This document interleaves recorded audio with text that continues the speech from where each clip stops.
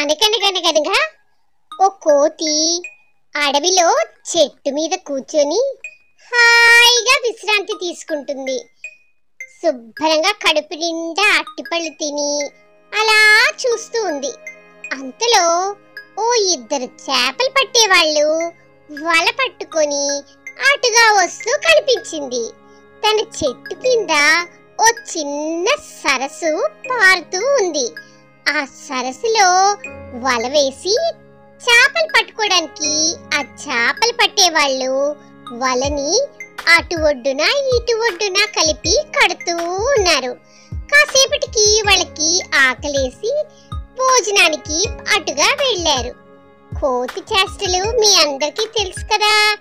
ఎవరైనా ఏదైనా చేస్తే వాటినే అనుకరించడానికి ప్రయత్నిస్తుంది. అందుకే మనం కూడా అలాంటి పనులు చేస్తే కోతి పనులు అంటారు. చేపలు వాళ్ళు కట్టిన వలని విప్పేసింది. విప్పేసి జాగ్రత్తగా వాళ్ళు ఎలా కట్టారో అది కూడా అలాగే కట్టింది. దాంట్లో ఫలించింది కూడా.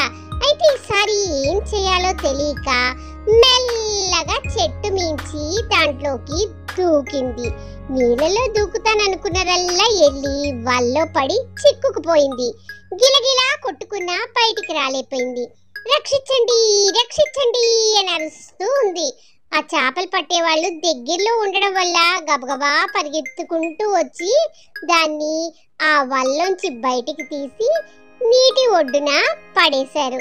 అప్పుడు అనుకుంది, నాకు జరగాల్సిందే జరిగింది. ముందుగా ఏమీ తెలియకుండా చేపలు పట్టాలనుకోవడం నా తప్పే అనుకుంది. నీతి, మనకి తెలియని విషయాల్లో తలదూర్చడం వల్ల లాభం లేకపోగా మనకి మనమే అపాయంలో పడతాము. ఈ కథ మీకు నచ్చితే please like, share and subscribe చేయండి అమ్మా. మరిన్ని మంచి కథలతో మళ్ళీ వస్తాను.